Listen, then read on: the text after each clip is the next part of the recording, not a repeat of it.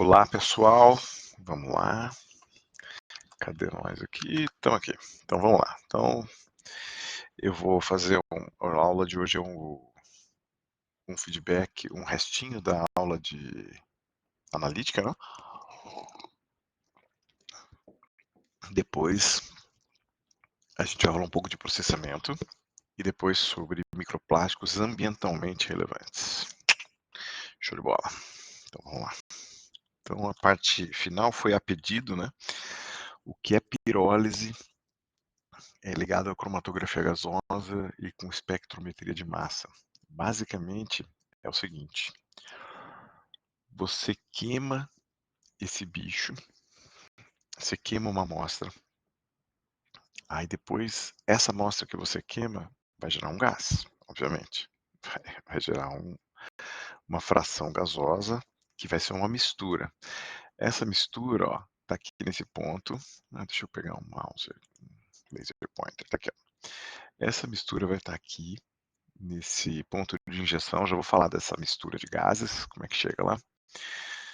E aí, essa mistura de gases é injetada numa cromatografia que tem uma coluna capilar, que não precisa ser capilar para ser cromatografia, né? Todo mundo já deve ter feito aquele experimento com uma cromatografia em coluna, né? Feita com sílica.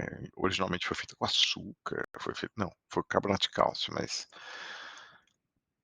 dá para fazer com açúcar, com sal, basta que o solvente seja algo que não seja, que solubilize a fase estacionária. Então, a ideia é você colocar dentro dessa coluna alguma coisa que interaja mais ou menos com todos os componentes daquela mistura. Então, o que vai acontecer é que o componente da mistura que interagir mais com o que está nessa coluna, que está dobrada aqui, porque ela realmente é muito comprida, ela vai dentro de uma caixa com temperatura controlada. O que acontece é que o gás vai passando por essa coluna, que é porosa, né, obviamente, e aí o componente dessa fração gasosa que interage melhor com a coluna vai demorar mais tempo para passar, porque tem um gás empurrando, ó, tá vendo? Um carreador hélio, mas pode ser um outro gás, pode ser um líquido, não nessa cromatografia gasosa, né? Então seria LC-MS, seria uma cromatografia líquida. E eu acho que não tem MS. Mas no CG, no GC, no Gas Chromatography, o espectrômetro de massa é mais comum, ou pelo menos é melhor.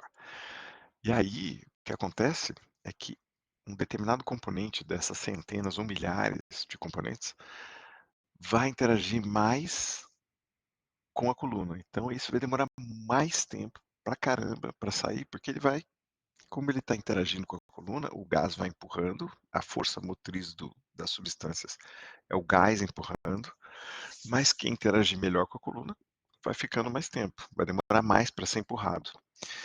E quem interagir menos com a coluna vai demorar muito menos. Então, o que você faz com a coluna é separar os materiais pelo tipo de interação. E é uma coisa muito legal porque é muito reprodutível. Você tem, inclusive, uma coisa que caracteriza a substância é o tempo de residência na coluna. Ah, tem um tempo de residência tal. Ah, então provavelmente é o fulano de tal. É aquela substância química. E, quando eu falo interação, é interação intermolecular. Por exemplo, o que a gente viu sobre água e óleo no colégio, sobre a água interagir muito bem com substâncias polares, interagir muito mal com substâncias apolares, né? Aquele negócio do semelhante dissolve semelhante, tal. É esse tipo de interação que a gente está falando. E aí, quando sai da coluna, não é só o tempo de residência. O tempo de residência é uma das medidas, mas não é certeza, né? E aí o que a gente faz é uma análise extra. E aí a melhor análise extra é a espectrometria de massa. A espectrometria de massa, ela quebra a molécula em pedacinhos e faz a massa, faz essas espécies carregadas da quebra, elas serem atraídas por um polo. E esse polo, dependendo da massa, essa atração vai acontecer numa determinada distância, que quanto mais pesado, maior a velocidade, né, maior a cinética, maior a inércia. E aí vai demorar mais para ele cair. Quanto menos pesado, demora menos para cair, porque a tração dessa carga, essa placa carregada, ela mede a distância. Então, aonde essa espécie colidir, deu mais ou menos uma relação entre carga e massa. E isso o computador monta a molécula de novo. A molécula que você quebrou, o computador remonta. E aí, por uma análise dessas razões. E aí tem toda uma biblioteca de moléculas e de frações, e aí ele diz, ó, essa substância é essa aqui, aquela substância é aquela lá. Então, quando você quer descobrir quanto de polímero tem numa substância, tem numa mistura, você queima, obtém uma fração gasosa, essa fração gasosa vem aqui, ela é separada na coluna, e aí você queima solo, você queima, sei lá, carne, você queima coisas, né? E aí essas coisas vão liberar um monte de gás que não é plástico, que está misturado com as frações gasosas que são típicas do plástico, que a gente consegue dizer, pô, essa fração gasosa de queima é de polipropileno, essa aqui é de borracha, essa aqui é de poliestireno. Aí, se está tudo bagunçado, não tem o que fazer, porque é muita coisa que está ali. Aí a gente precisa desse cromatógrafo para poder separar. E aí, quando sai do cromatógrafo, o espectro de massa diz quem saiu, e aí na hora que ele fala, opa, saiu essa molécula, sei lá quem é, essas aqui, sei lá quem é, ou sei quem é, mas não me importa. Quando sai uma molécula que é um marcador da pirólise do PP, aí o computador já mostra, você já sabe qual é, né? Você já estudou isso antes. Então isso eu vou falar no próximo slide. E aí ele fala, opa, saiu o marcador do polipropileno. E saiu com esse tamanho. Se saiu com esse tamanho, é porque tem tanto. Então, da massa total de solo que colocou lá, de 1 grama que você colocou de solo, 1,3% é de fragmento de microplástico de polipropileno. Então, ele te dá essa informação. Então, isso é a pirólise GCMS. Dá trabalho, tem que fazer uma curva de calibração, mas uma vez que você fez, ele te dá respostas muito legais, muito boas. Então, vou falar de uma aplicação que é desse paper, aqui, ó. Determination of tire wear markers in soil samples and their distribution on a roadside soil. Então, tá aqui, ó, 2022 é de agora. Aqui, o que eles fizeram? Aqui tem a estrada, tem a lateral da estrada, tem essa lateral e tem essa lateral mais longe ainda. Então, 30 centímetros, 2 metros, 5 metros. Eles passaram por uma pirólise GCMS e esses são os resultados. Esse aqui é o Graphical Abstract do paper. Então, vamos ver os resultados. Então, primeiro eles foram na estrada e coletaram solo com diferentes profundidades em diferentes lugares, né? Então, nas diferentes distâncias da estrada, eles pegaram diferentes profundidades e chegaram nesses resultados aqui. Então aqui, ó, é de zinco, que é outra técnica, usaram ICP. Isso aqui foi o que usou pirólise com GCMS. Então tá aqui, ó. Eles pegaram a 30 centímetros, de 0 a 2 centímetros de profundidade e de 2 a 10 centímetros de profundidade. 2 metros, 0 a 2, 2 a 5, 5 a 10. E 5 metros, 0 a 2 centímetros aqui, 2 a 5 centímetros aqui, 5 a 10 centímetros aqui, 10 a 20 centímetros aqui. E o que eles fizeram foi, pega o solo, seca o solo, moe o solo, moe muito, tem que moer, moe, moe muito. Moe até uma homogeneização legal, para poder queimar direitinho. E aí obtém os gases que são recolhidos numa peça que, se eu não me engano, chama Headspace. Essa peça vai guardar os gases daquela queima.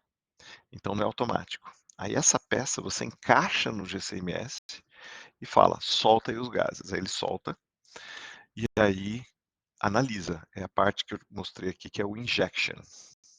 Tá aqui, ó. Então você queima, ela queimou os solos, a, a pesquisadora principal, o Rick Brown e o time dela. eles queimaram e guardaram nessa pecinha. Aí colocaram essa pecinha no GCMS, que é meio automatizado. Você pode até deixar programado para ele pegando pecinha por pecinha e fazendo cromatograma. E obtiveram os marcadores de pneu. Mas para poder chegar nesse resultado, eles tiveram que pegar uma amostra de solo, ou só o pneu, queimar o pneu sozinho, fragmento de pneu, tiveram que pegar alguns fragmentos, né, alguns tipos de pneu, se eu não me engano, e ver que tipo de marcador que tem nesse pneu e que não tem no solo. Aí conseguiram falar, tá aqui, ó, aqui é um bom marcador. Então eles fizeram uma curva de calibração, colocaram tantos por cento num solo, que provavelmente é um solo, tem que ser um solo que não tem borracha, que não tem o- esse microplástico que você quer, esse é um problema. Aí pegaram, viram que na concentração de 0,1% tem um tanto de intensidade, o pico, que sai do espectro de massa. 0,5% tem esse tanto. 1% tem mais esse tanto. E vai indo. Aí faz uma tal da curva de calibração. E aí, com a curva de calibração, você obtém esses resultados do solo de verdade e você. é, E aí você mede o que está acontecendo. Aí, aí você mede a concentração que você obteve. Desculpa, os cachorros estão brigando aqui. É, Então, beleza. Então, vamos lá.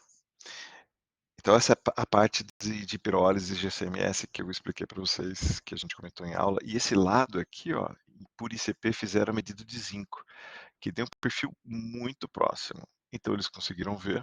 Foi muito legal, porque eles validaram, mas assim, bateu muito próximo. Aí eles validaram a questão de você ter zinco do meio ambiente vindo praticamente muito correlacionado com a presença do pneu. Então, o pneu é uma fonte de zinco para o meio ambiente. Então, essa foi a conclusão do paper. Beleza, vamos aqui para o OpenSpec. Então, vamos pegar aqui o OpenSpec, porque a gente não conseguiu fazer na hora. Vamos ver se a gente consegue agora.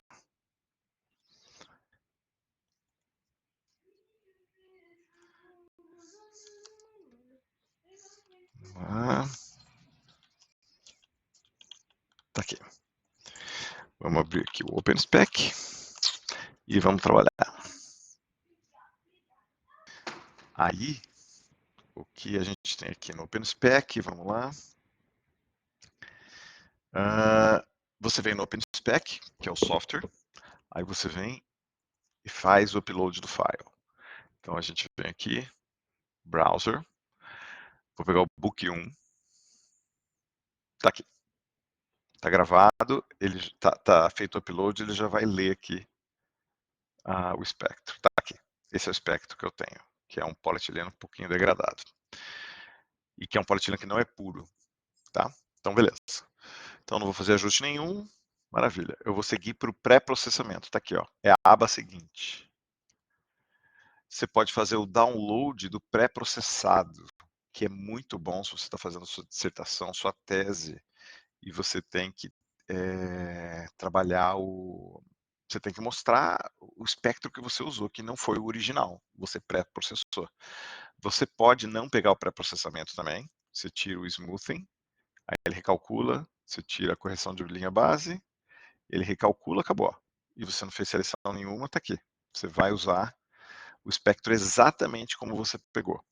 A vantagem da correção de linha base é que você dá uma limpada no espectro e você ressalta as bandas de interesse, as principais bandas. A desvantagem é que fazendo isso você tira informação, porque pode ser que da linha base você tenha informação importante. Então eu vou manter aqui o smoothing, mas se você quiser mexer no smoothing ou na linha base, você pode vir aqui, ó, clica aqui no olhinho e você trabalha. Você pode escolher qual é a linha base, se é manual ou polinomial, e qual o polinômio que você quer usar. De quarta ordem, de 15ª ordem, e por aí vai. Você vai fazendo ele ficando mais drástico ou mais brando. E aí eu vou manter como estava.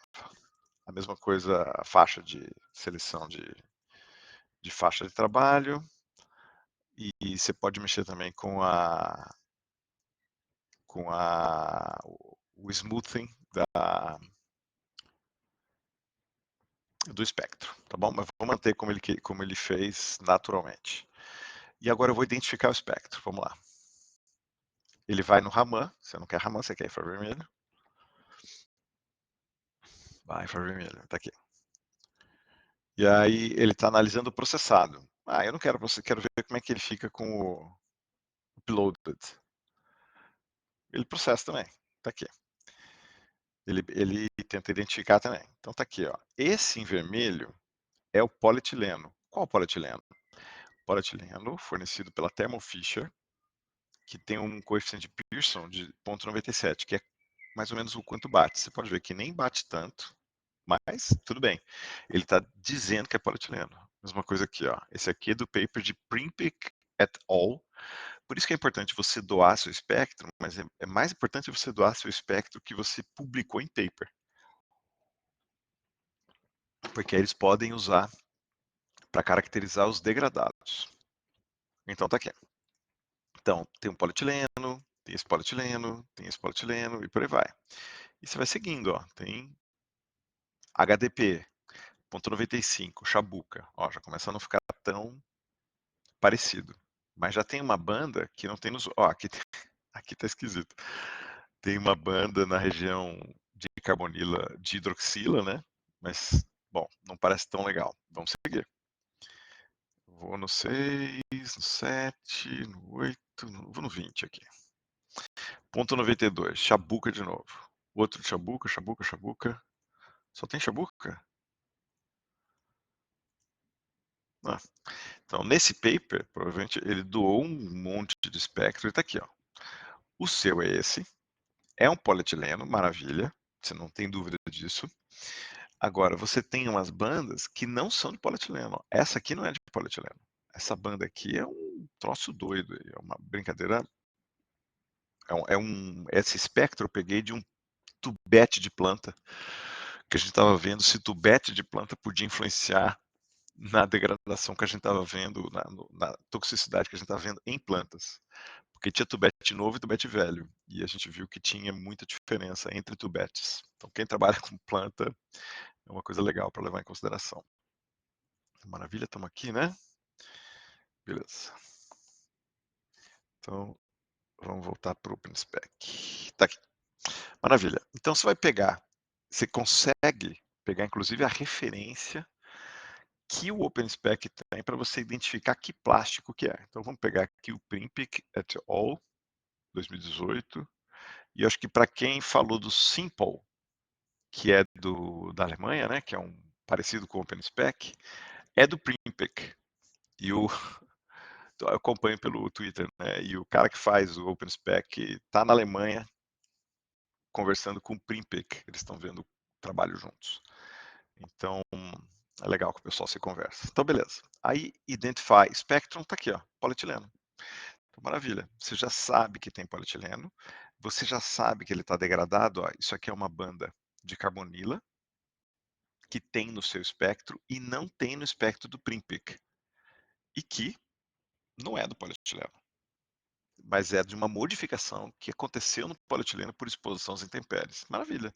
Você sabe que é polietileno, você sabe que ele está degradado e você sabe que tem uma coisa misturada nele, que é essa banda aqui, que não está associada à degradação e que provavelmente faz parte da formulação do polietileno. Mas o principal você matou, é o polietileno, e acabou. E você pode, inclusive, usar como referência aqui, ó. Peraí. Tá aqui, ó. Como referência, o paper onde eles expuseram o OpenSpec. Então você fala que você usou o OpenSpec, que é que está explicitado, está demonstrado, está descrito no paper tal, e que você comparou, você teve um coeficiente de Pearson de 0,97 com o espectro de Primpic et al. 2018. E boa, acabou. Fim de papo. Legal, né? Então o OpenSpec é uma tremenda de uma ferramenta, é muito legal de usar, eu recomendo fortemente. Bom, beleza. Sobre a analítica parte 2 é isso. Era uma dinâmica que a gente ia fazer em sala, mas para quem foi na aula, deu pau, né, no sistema e saiu do ar o OpenSpec. Bom, vamos falar de processamento. O principal tipo de processamento é a extrusão. A extrusão é muito antiga. Extrusão significa empurrar para fora. Vem do ex, que é fora, né? Ex alguma coisa que saiu de um contexto. E trudere significa empurrar. Então, praticamente é empurrar para fora. E tudo começou, a extrusão de polímeros se inspirou nesse sistema de transporte de água do Arquimedes, que está aqui, ó. É uma rosca, que hoje a gente chama de rosca arquimediana, é um parafuso. O que acontece é que esse parafuso, ele não encosta, ele está dentro de um tubo, né? Aí abriu o tubo aqui na animação. O que acontece? A rosca tem que ficar reta dentro do tubo, os passos da rosca tem que estar quase perto de encostar no tubo, mas não pode encostar no tubo. E conforme vai rodando, ela vai pegando a água vai passando para baixo, ela escorre para baixo. Mas como a velocidade de rotação é maior que a capacidade que a água tem de escorrer para baixo, você está transportando água. Então você acaba transportando água sem usar um balde. E hoje a gente usa isso para transportar areia, transportar particulados, transportar ovo, transportar um monte de coisa, líquidos, obviamente, e plástico. E o que acontece é isso o que acontece é isso aqui, ó. Essa é uma máquina, é uma extrusora para derreter plásticos, que você coloca o plástico aqui por cima, ele cai nessa rosca. A rosca, ela é muito interessante vocês verem. Opa, eu não estou vendo a versão. Eu estou na versão não. Tá aqui. A rosca.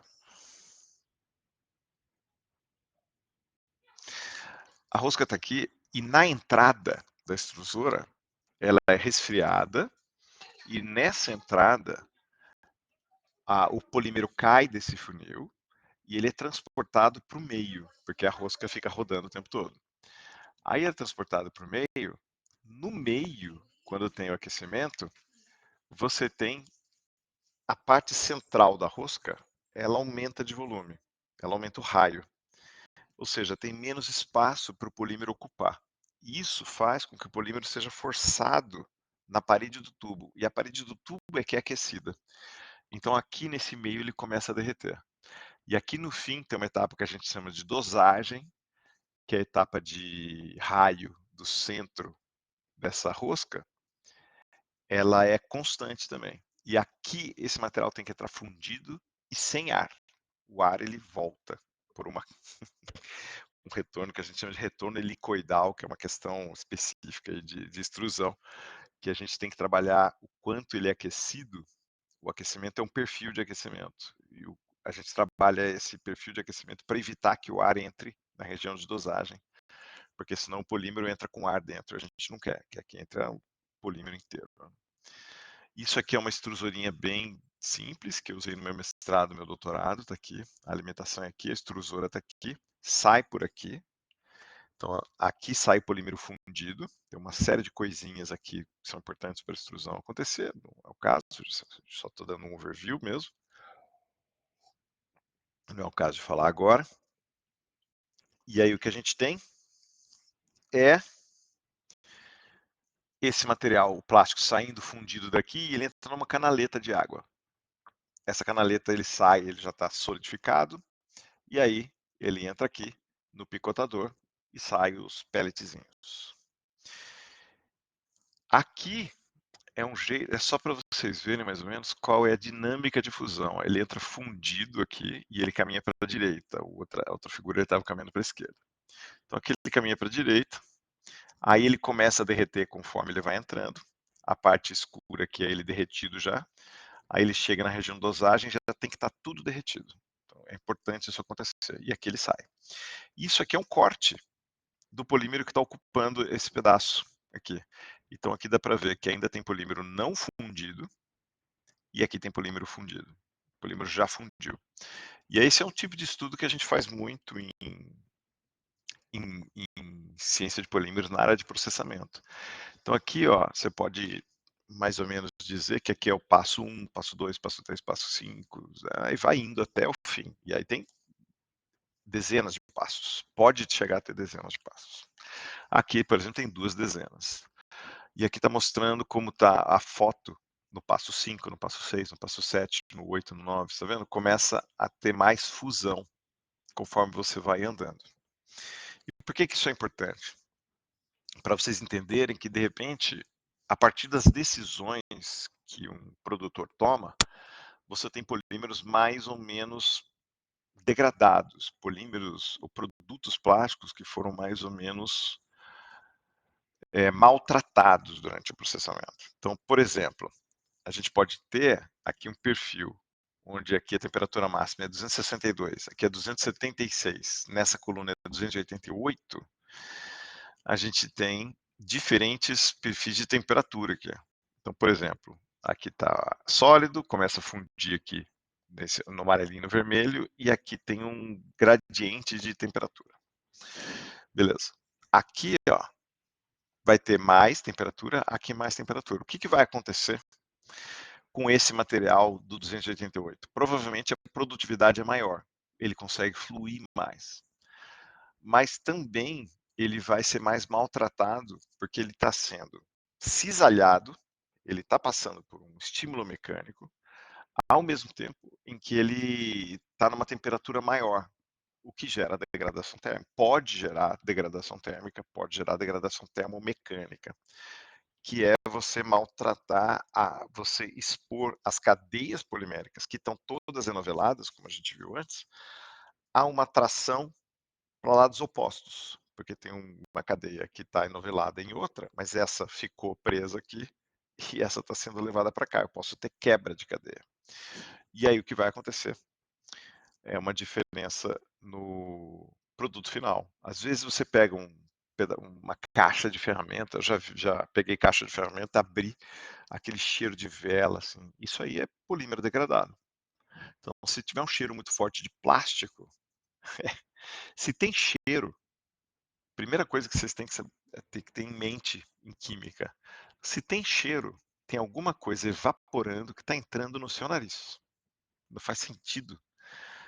Tem uma coisa que tem cheiro que não tem alguma que a gente chama de pressão de vapor.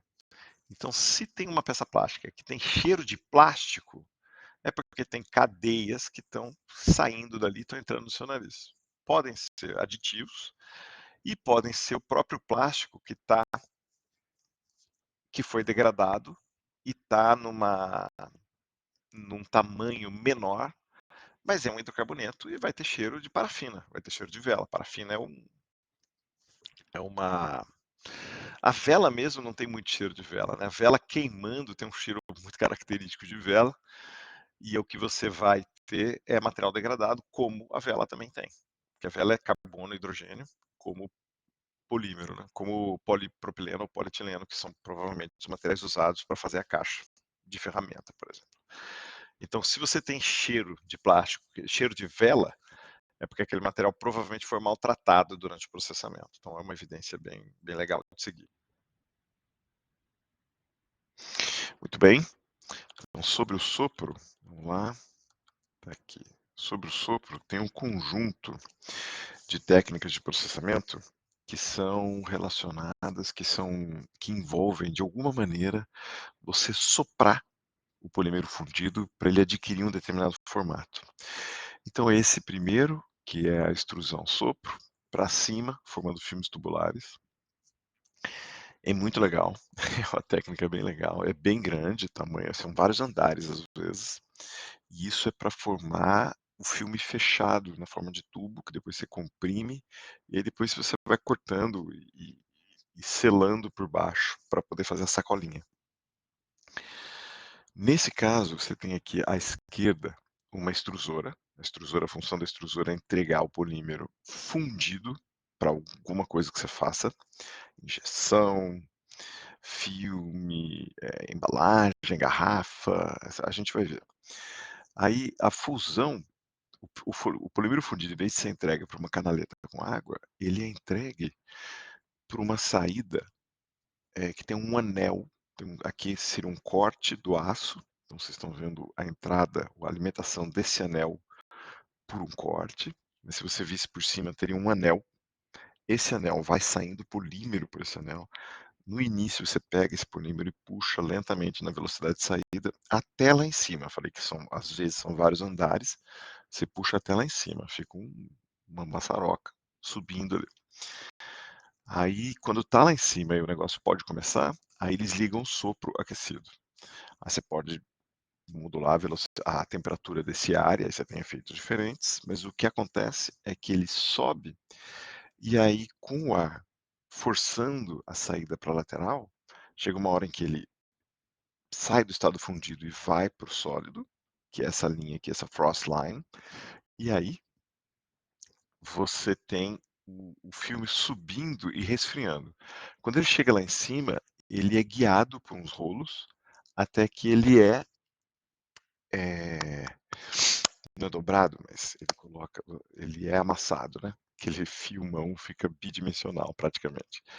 E aí isso aí é enrolado e é vendido para quem faz a sacola plástica. Aqui tem um desenho desse filme Sopro. Vamos entrar lá no. Deixa eu ver esse videozinho aqui com vocês. Cadê o videozinho? Tá aqui. Tá aqui. Ah, não é esse vídeo, não. Ele ficou rodando. Nem esse. Nem esse. Eita. Tá aqui. É esse, então. Pronto. Aqui. Então, beleza. Tá aqui o filminho. Aqui ele sendo guardado. O que é feito é isso aqui. Esse é o filme que eu falei para vocês. Voltar um pouquinho. Olha só, vários andares. Ó, tá vendo? Aqui, deixa eu parar ele no ponto. Aqui, ó. Vamos aumentar aqui. Esse lugar aqui, ó, é a saída da extrusora. Então a extrusora está vindo daqui de trás. Então está cobrindo a chegada do polímero. Ah, não, desculpa, está aqui. Aqui vindo para o fundo do vídeo. Aqui está a extrusora, alimenta o anel. Esse anel tem uma saída de ar por dentro, forma esse tubo. E aí, ó, você vai subindo. Esse tubo vai embora. Olha que legal. Até lá em cima. Lá em cima, ele é enrolado.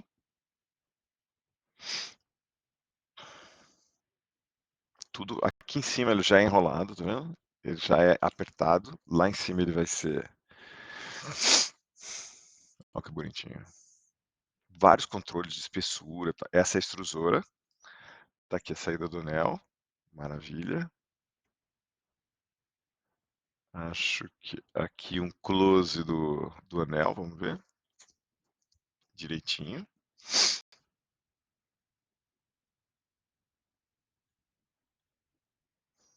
E aqui é a saída. Vamos lá.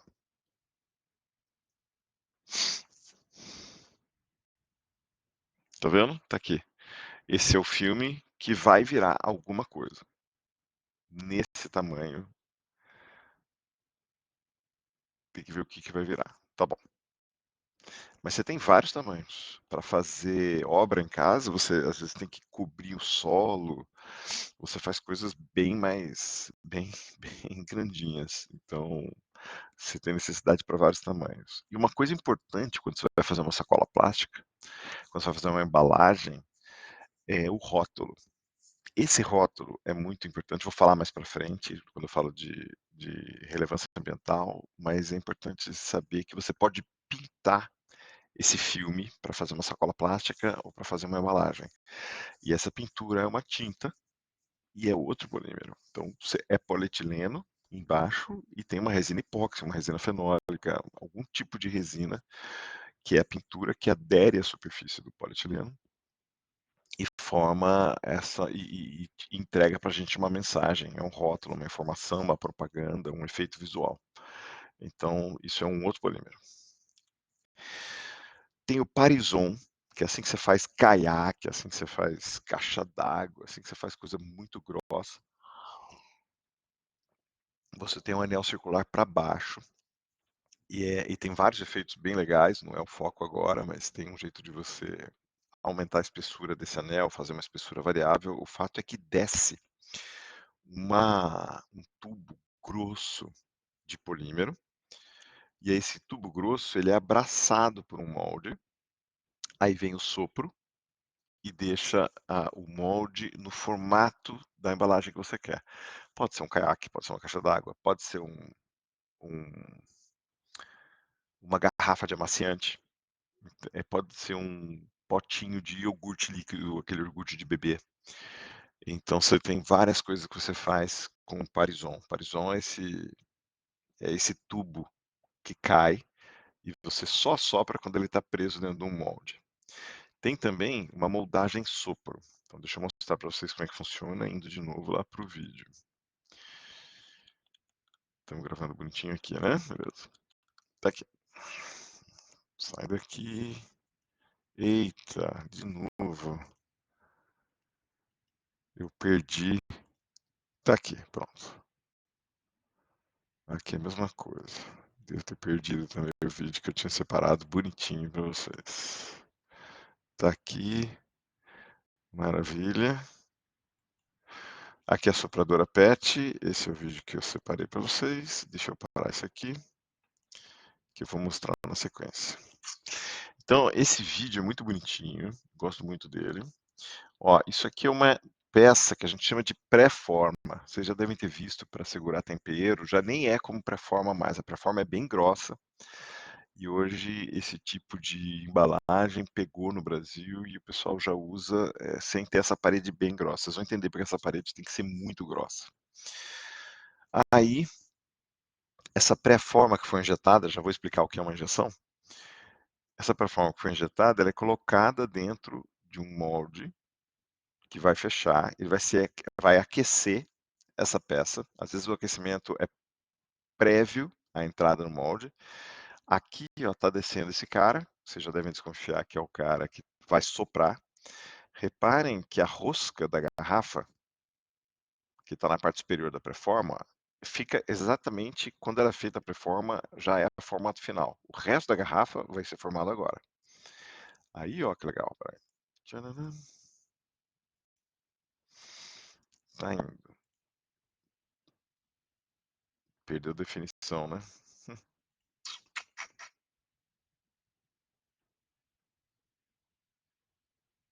Ah, voltou a definição, tá aí. Maravilha. Ó,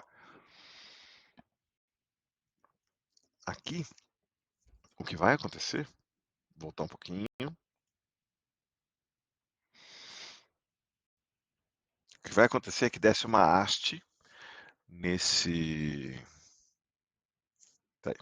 Desce uma haste que vai levando a preforma fundida para baixo. E nesse processo, enquanto está levando a preforma fundida para baixo, vai soprando ao mesmo tempo e a garrafa vai, a parede grossa da preforma encontra a parede do molde e fica no formato que você quer. Aí termina e essa garrafa é expulsa do molde, vai abrir. E isso que é feito, que vocês estão vendo bem lentamente, na vida real é super rápido. Plá, plá, plá, plá, plá, plá, plá. São segundos. E aí, vamos ver de novo. Ó, fecha.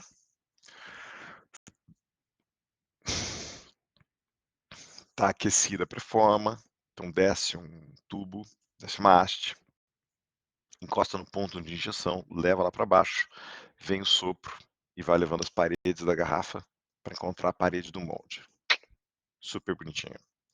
Vocês podem ver, o ponto em que a haste encontra é o ponto em que a preforma foi feita por injeção. Vou explicar a injeção daqui a pouco. E ele é sempre tortinho para um lado. Deixa eu ver se tem aqui. Tem. Ah, mas não vou mostrar que eu estou com uma garrafa aqui sem tampa. Mas se você pegar qualquer garrafa que você está usando, lá embaixo, no fundo da garrafa, vai ter o ponto de injeção que é meio tortinho. Ele nunca é igual para as diferentes garrafas. Bom, mas é por ali que essa garrafa é feita por injeção. E está aqui um jeito de fazer garrafão d'água. Então o cara, primeiro ele aquece a pré-forma, está aquecendo aí.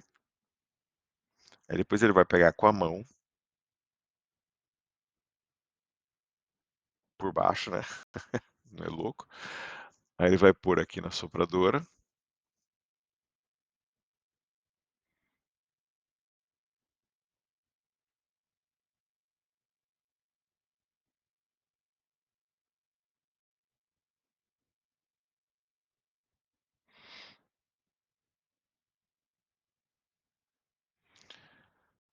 Tá feito o garrafão d'água, por sopro.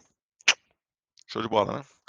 Esse ponto em que ele pegou foi o ponto de injeção, o ponto que ele mostrou no fim, ele pegou pela garrafa, aqui ó, aí esse ponto aqui ó, é o ponto de injeção pelo qual foi feita a pré-forma.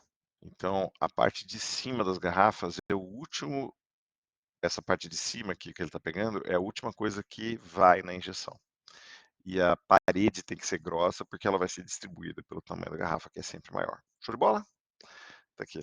É assim que faz a as garrafas, embalagem de iogurte, embalagem de amaciante, beleza? Então, show de bola. Volta para a apresentação. Tá aqui. Então, beleza. Essa é a moldagem sopro. E a injeção, que é um dos métodos mais usados, é quando você vai pegar e vai fazer uma peça num determinado formato. Basicamente é isso aqui, ó. Então vamos seguir. Viram aí o primeiro ciclo? Então vamos ver de novo. O molde fecha. Isso aqui é uma extrusora, mas a extrusora ela é feita, a gente chama essa rosca de rosca reciprocante. Ela vai e volta. Então você tem a entrada do polímero sólido, ele vai passando para frente, você tem a etapa da compressão, a etapa da dosagem, e aí você enche a parte da frente dessa extrusora de material fundido. Aí o molde fecha, vai, tá aqui, né? Tá formando, ó, encheu aqui. Quando o molde fecha, a rosca vai para frente. O molde é preenchido, aí ele fica um tempinho aí, inclusive sob pressão. Isso varia de caso a caso, o quanto de pressão, quanto de tempo você tem que ficar, até é questionável em função da qualidade da peça, tem um jogo entre a qualidade e a produção. Hoje é difícil você ter essa etapa de pressão para um processo de injeção bem legal, mas para muitos casos você tem uma etapa de formação, muita gente trabalha com esse processo, e aí você acaba tendo uma peça que foi resfriada sob tensão, sob mais tensão do que devia, e essa peça, quando tiver a possibilidade, ela vai deformar, quando ela for exposta a calor. Tá? Isso é uma característica da injeção. E aí, depois que você enche, vem o ejetor, joga essa peça para fora, ela cai e boa. Aí você trabalha com essa peça, tem coisas que você pode fazer depois, tal. Mas esse é o método que a gente chama de injeção. Aqui, uma outra animação do mesmíssimo processo, daquele resfriado. Você pode ter um resfriamento do molde e aí ele é ejetado. Às vezes o resfriamento do molde tem algum problema, está entupido um pedacinho, a peça agarra, então você tem que ficar consertando durante o processo. E por último, o que eu acho mais engraçado é esse flame polishing, que é polimento pela chama. Olha que louco isso aqui. Vamos lá, deixa eu pegar aqui. Peraí. Eu não tô... Ah, tá aqui, pronto. Olha o filminho.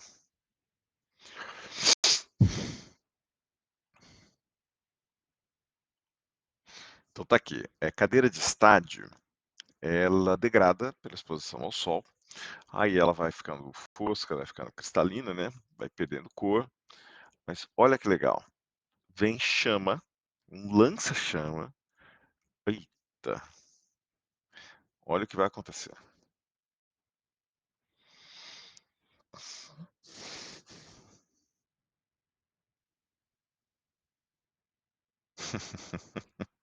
É bem louco, né?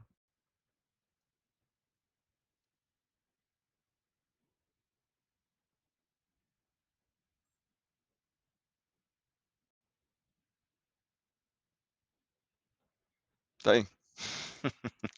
Eu acho muito louco, porque essa superfície, ela foi bastante degradada a ponto de formar fissuras que espalham a luz e por isso ela fica branca. Mas assim que você funde só a superfície, ou seja, é uma passagem de calor rápida, suficiente para fundir a superfície e sair fora, ele solidifica, esse essa superfície, ela volta até a cor, porque as fissuras são fundidas, ele espalha, e volta até a cor, não tem mais espalhamento de luz. E ela fica, entre aspas, "novinha". Só que você teve, provavelmente, um pouco de degradação por causa da chama, e as cadeias que estavam degradadas continuam ali. Então esse material, ele vai ter mais degradação ainda.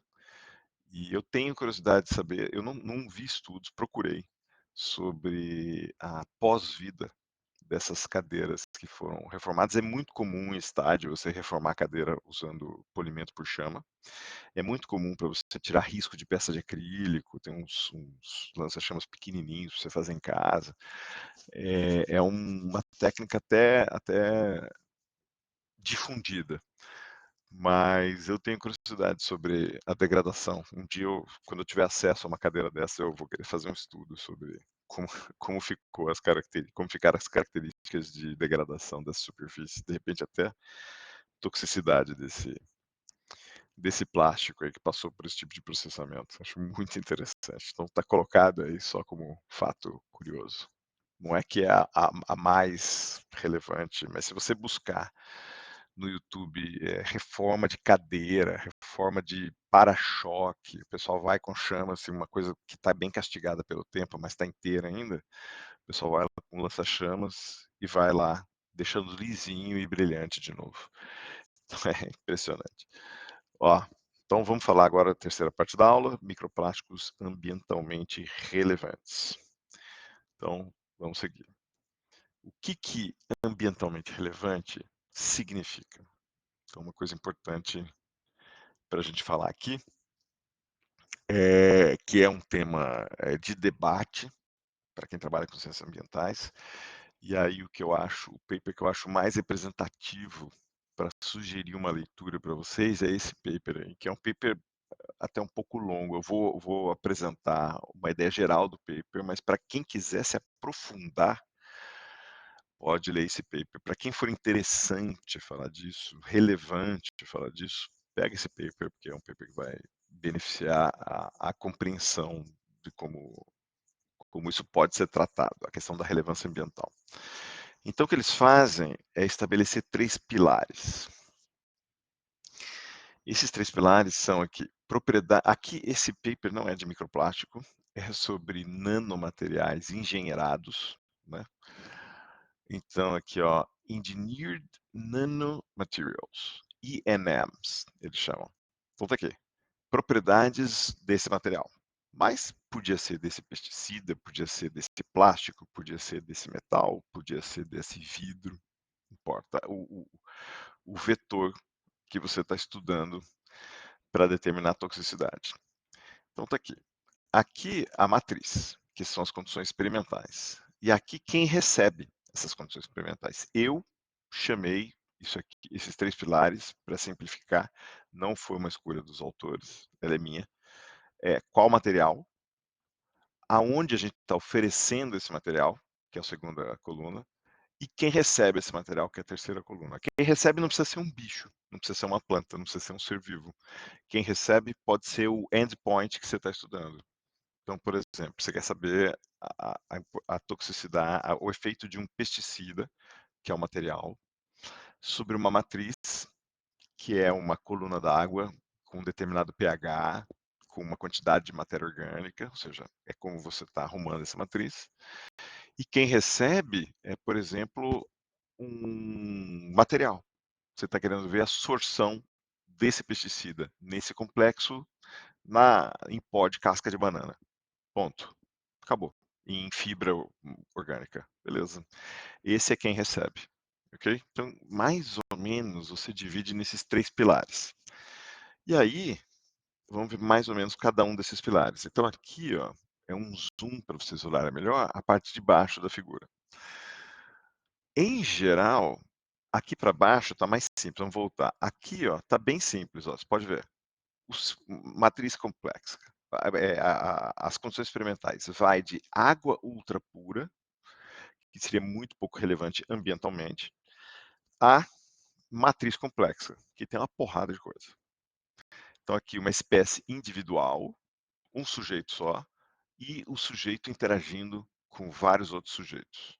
Ou um material pristino, um material que a gente chama de virgem, eu prefiro pristino mesmo, em português tem essa palavra,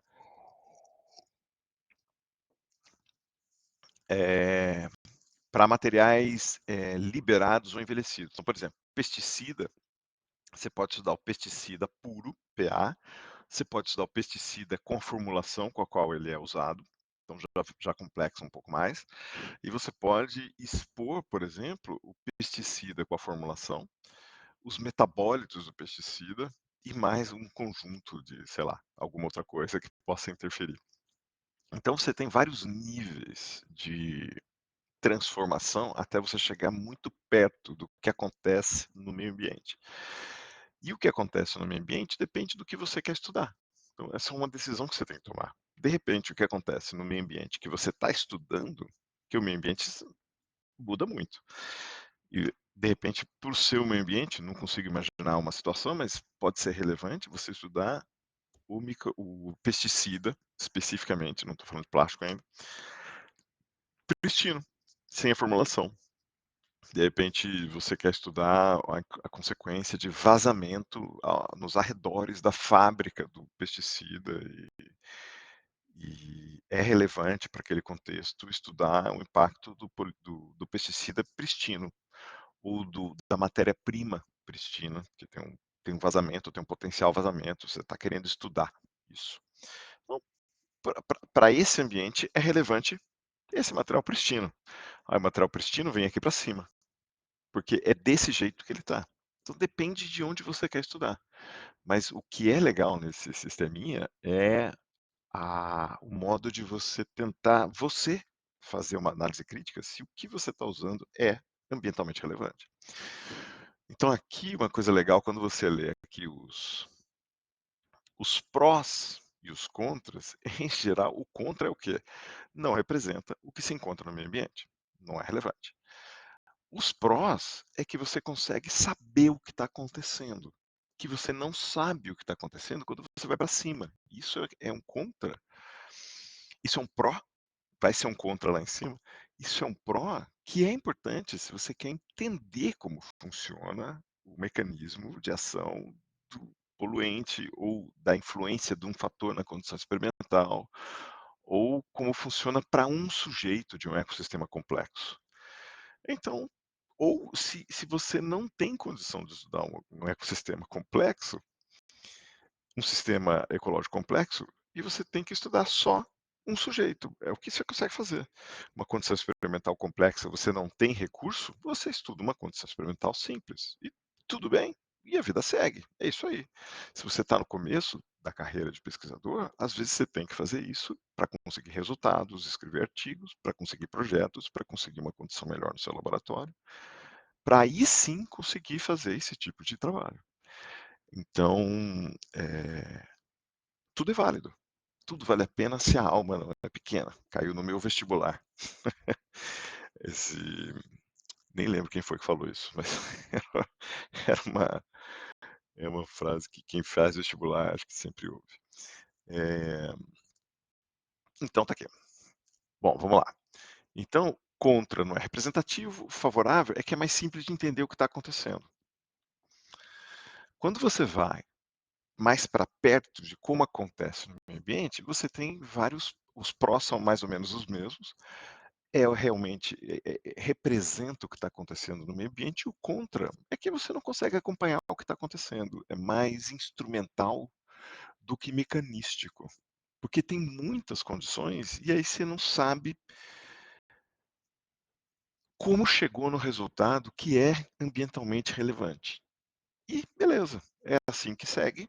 Você, as opções que você vai fazer no seu desenho experimental elas têm limites associados, e a gente vive com isso. E é assim que a gente trabalha ciência, e tudo bem. Então, eu queria mostrar para vocês esse conjunto, esse arrazoado de ponderações sobre o que que é ambientalmente relevante, o que significa isso, e é de um grupo de pesquisadores muito legais. A Denise Mitrano é uma pesquisadora fantástica, muito jovem, muito pujante, bastante relevante, tem uma carreira super meteórica, eu acompanho ela, ela é super fantástica.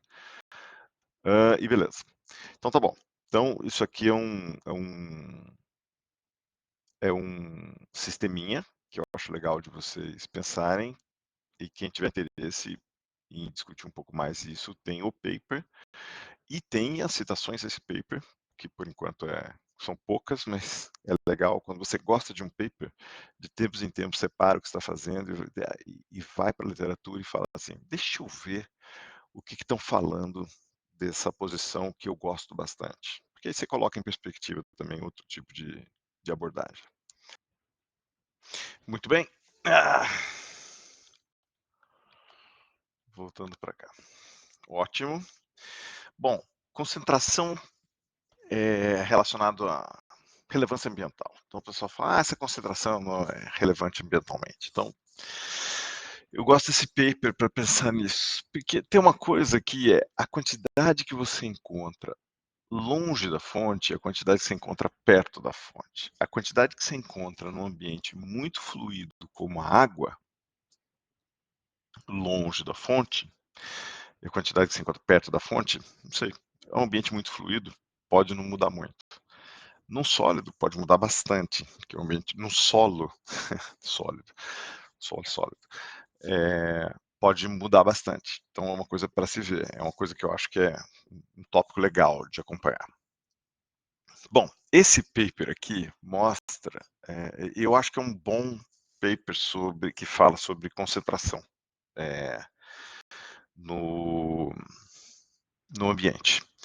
Então eles fizeram um trabalho bem legal, eles pegaram centenas de papers, centenas, e eles usaram a eles fizeram uma coisa que eu acho legal, levando em consideração a revisão sistemática, eles fizeram uma coisa que eu achei legal, que é a pergunta, né, concentração em ambientes diferentes, maravilha, mas eles jogaram fora metade dos papers, que foram os papers que tinham concentração medida em massa por unidade de volume e unidade de massa. Então, é sempre no numerador o que você está contando e no denominador aonde você está contando. Então você pode ter as variações no denominador, elas são menos problemáticas se você converte. Aqui, por exemplo, eles estão usando o número de fragmentos por litro, né? Aqui no pointer, beleza? Tá gravando bonitinho? Deixa eu conferir aqui, tá. Tá, né? Tá. Então tá aqui. Às vezes eu tô gravando e quando eu vejo não tá gravando. Então, olha só. Eles em número de fragmentos por litro. Beleza, o sujeito faz em número de fragmentos por cada 100 ml, é facinho de converter. Número de fragmentos por quilo, por 100 gramas, por grama, por nanograma, sei lá, o que quiser, você converte. Agora, número de fragmentos para massa de fragmentos, não dá para converter. Então, o que eles fizeram foi tirar uma parte que seria talvez relevante para a pergunta, mas que tornaria o trabalho inviável, um dobro de esforço de levantamento de informação. Então eles falaram, não, vamos fechar em número de fragmentos por unidade de massa, o volume. E aí, maravilha, show de bola. E foram e tocaram o barco. Eu achei uma decisão legal. Então tá aqui, vocês podem ver pelo número de estudos, está aqui, ó. Rio e lago são os mais estudados, de longe. Eu, eu tenho uma restrição em chamar esses pontos aqui de outlier, que é o que costuma se chamar quando você tem um box plot, quando alguns dados estão fora do intervalo interquartil, eles são chamados de outliers, mas são outliers considerando uma normal em torno da maior frequência, né, de eventos. Mas eu posso ter uma distribuição bimodal, por exemplo, o que parece aqui no lago, que tem uma concentração muito, muito baixa, e aí sai fora da média, onde você encontra concentrações maiores nessa faixa aqui, dessa escala logarítmica. Beleza, mas tudo bem, uma consideraçãozinha para vocês pensarem um pouquinho a respeito. Mas o que importa aqui é o seguinte: aqui na mediana do boxplot, você tem aqui, por exemplo, 10 a menos 1 até 10 a 2. Então, 3 ordens de grandeza, né? 1000 vezes de diferença. Quando você pensa no extremo do intervalo interquartil, ou até no extremo aqui dos outliers, você tem de 10 a menos 5, ou aqui 10 a menos 5 também, né? No Rio, para aqui na neve, concentração a 10 a quarta, dá 10 a nona de ordem de grandeza. Cara, isso é coisa pra caramba. Então, 10 a nona é 10 ao cubo é 1000, 10 a sexta é milhão, 10 a nona é bilhão de vezes mais. Então, você tem uma concentração aqui muito louca. Quando você pensa só em Rio, considerando também os outliers, que apesar de ser outlier, considerando distribuição normal dos, tendo como referência o meio de maior ocorrência, você tem aqui ó, uma de 10 a menos 5 para 10 a quinta, considerando os outliers. Sem considerar os outliers, vai próximo de 10 a menos 4 até 10 ao cubo, 10 a 7 de diferença. Então, é uma variação muito grande. E aí você tem que pensar o que é concentração longe da fonte e o que é concentração perto da fonte. E vários outros fatores que podem influenciar na concentração, como mobilidade do meio. Então, a água é muito mais fluida que o solo, por exemplo. Então, a gente vai ver solo mais para frente, que está aqui, ó. Já vou falar de solo. E aí, o que é uma concentração de relevância ambiental? É muito complicado falar isso. E outra, quero trabalhar só na concentração que encontra-se no ambiente. Beleza, podemos trabalhar. A gente não sabe o que vai acontecer quando essa concentração aumentar. É muito importante você saber qual é o futuro desse tipo de poluição no meio ambiente. É importantíssimo a gente saber isso. Então, você tem que saber, você tem que estudar concentrações maiores que as concentrações ambientais. E tem paper que usa concentrações muito, muito maiores que as concentrações ambientais.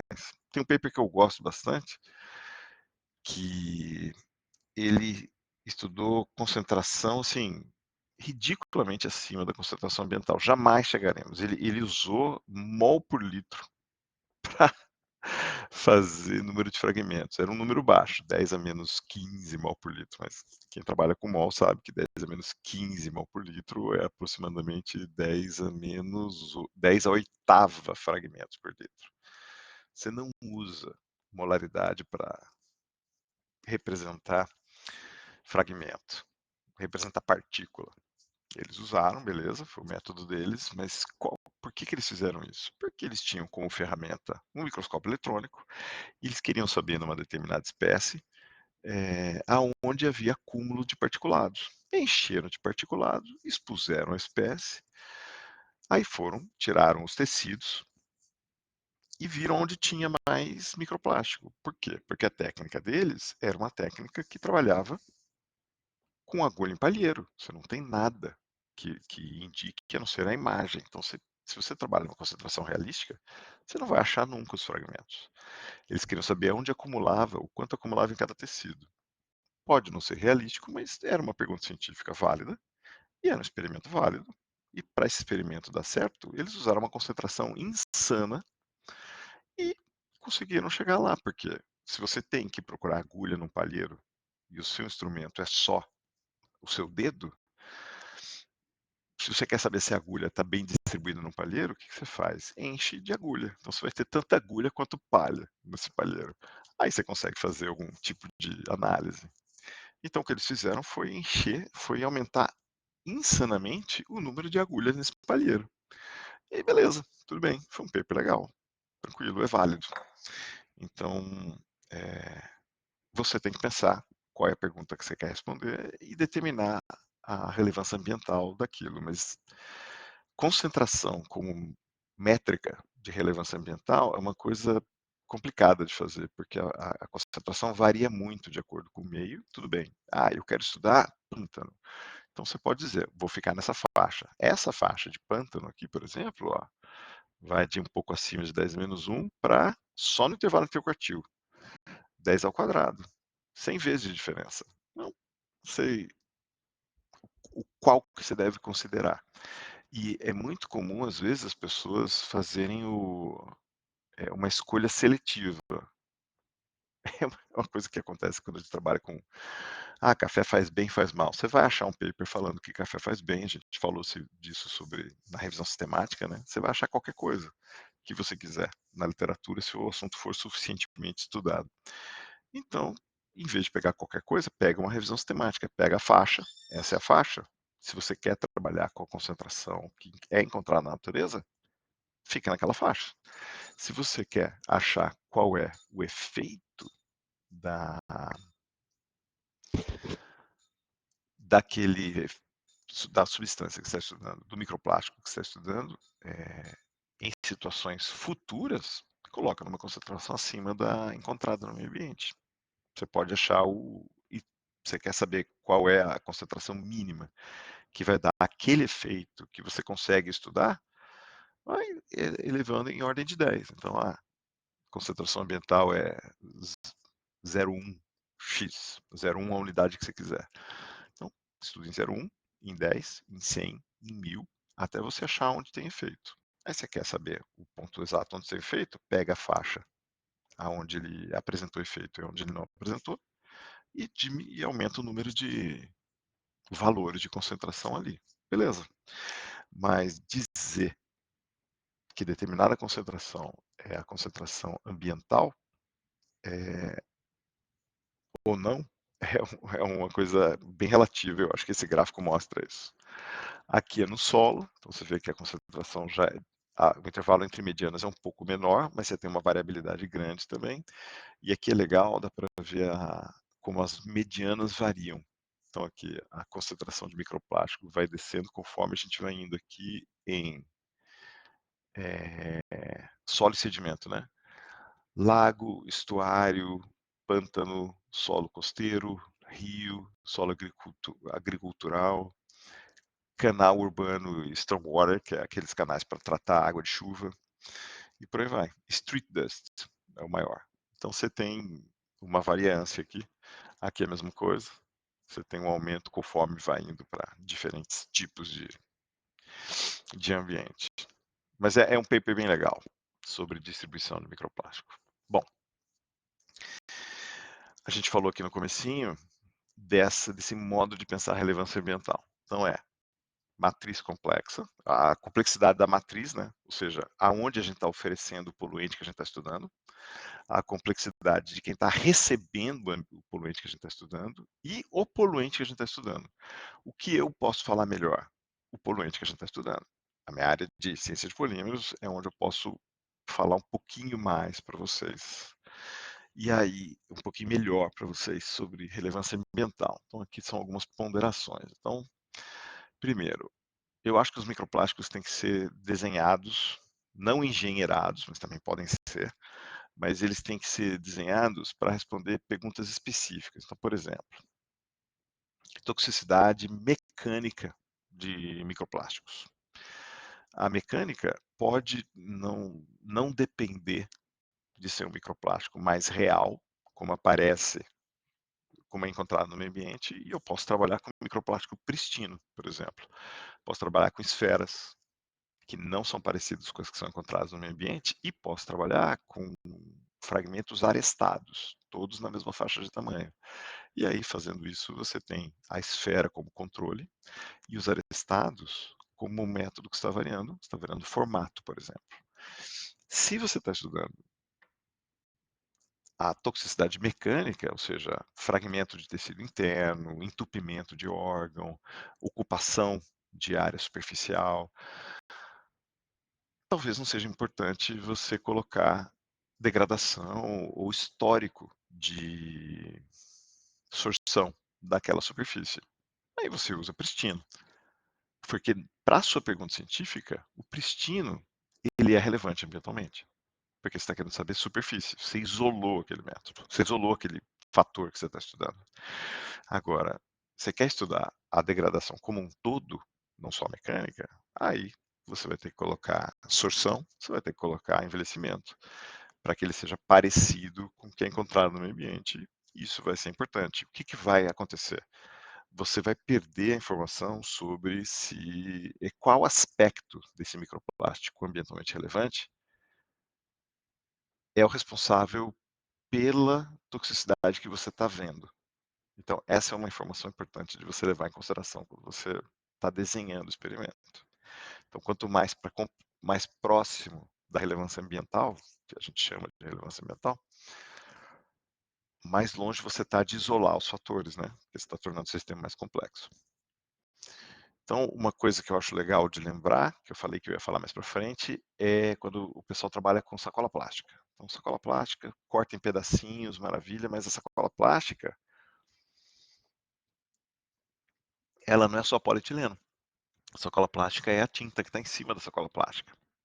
Então, se você quer estudar, por exemplo, só o polietileno, você vai cortar aqui, ó, o meu laser pointer aqui, essa parte que não está pintada, ela é mais representativa do material isolado polietileno. Se você faz fragmentos dessa parte pintada, provavelmente a parte verde vai ter uma composição diferente da azul e da preta aqui que está em cima, ou da amarela que está aqui. E aí são tintas diferentes, composições diferentes, e aí vai ser uma mistura da tinta com o plástico. E aí você vai ter que tomar uma decisão, ok? A sacola que vai para o ambiente é a colorida misturada com a que não está colorida. A que vai te permitir uma. A que vai te provavelmente.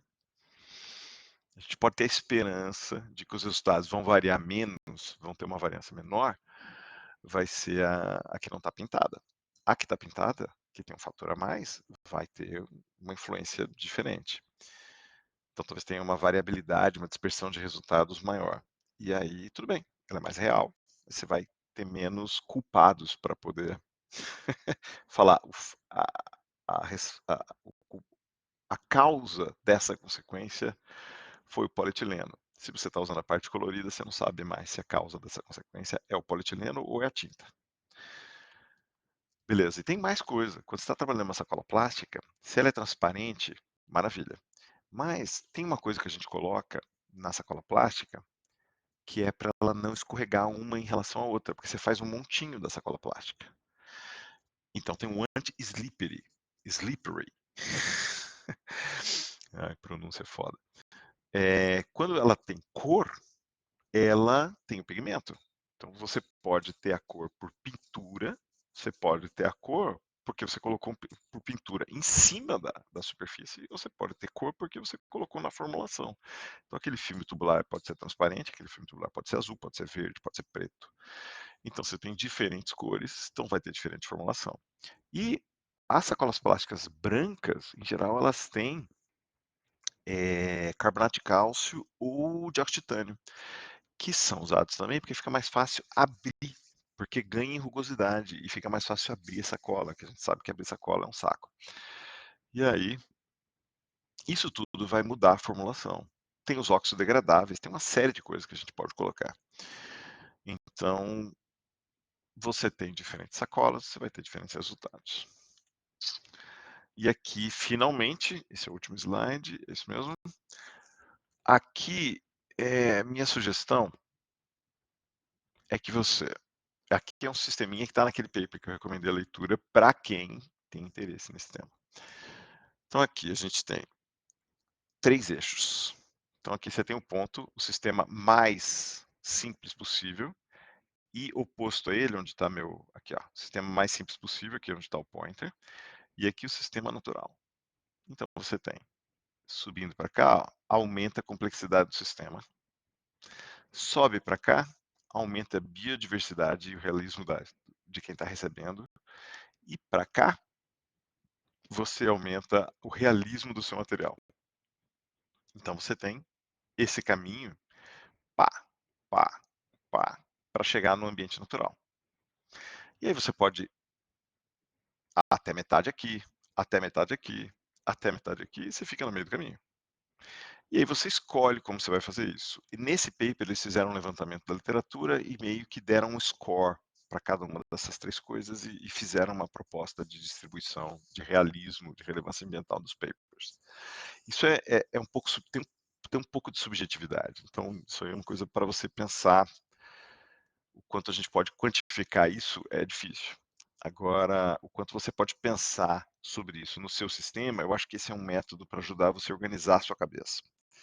Então, o que eu sugiro? Primeiro, você escolhe um contexto aonde você está oferecendo. E eu vejo muita gente falando, imaginando, não, isso aqui é o contexto ambiental, ponto. Simplesmente como se o mundo inteiro tivesse um tipo de ambiente só.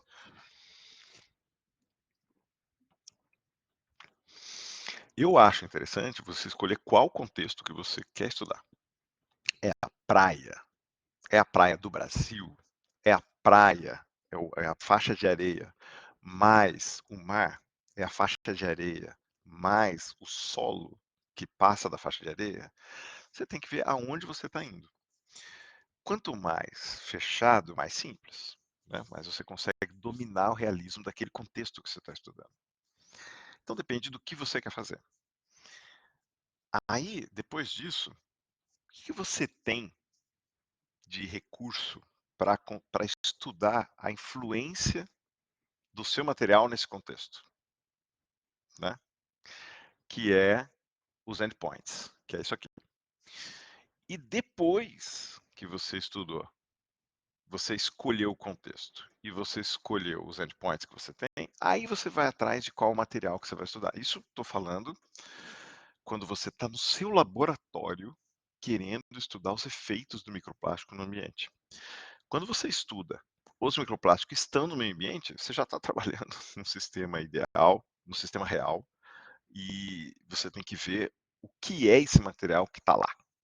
Então aí é outro conjunto de considerações, né? Aí você não tem que trabalhar a relevância ambiental naquele ambiente, você já está trabalhando com o, o material, a condição ambientalmente relevante, o que é muito mais complexo. Eu admiro muito quem vai para campo e encara essa dificuldade, que é bem pior. Não dá para falar que um tipo de trabalho é mais fácil do que outro, mas para o meu portfólio de pesquisa, ir para campo é muito mais difícil. Bom, e aí depois que você escolheu que lugar que você quer emular e que condições você tem para receber o microplástico, aí você vai atrás do microplástico relevante. Por exemplo, você quer estudar a espécie bentônica e vai trabalhar com microplástico que é flutuante, bate um pouco, sabe? Você tem que ver o quão relevante é isso. No ambiente que você está estudando, microplásticos flutuantes costumam decantar por formação de biofilme. Isso é encontrado na literatura? Ele vai para baixo? Vai. Beleza. Mas aí você tem que ter um microplástico que tenha o biofilme, que tenha formado agregados. E aí pode ser que seja relevante você colocar particulados inorgânicos juntos com esse biofilme, um biofilme crescendo, que realmente afunde, que permita agregar particulados mais densos e que levem ele para o fundo.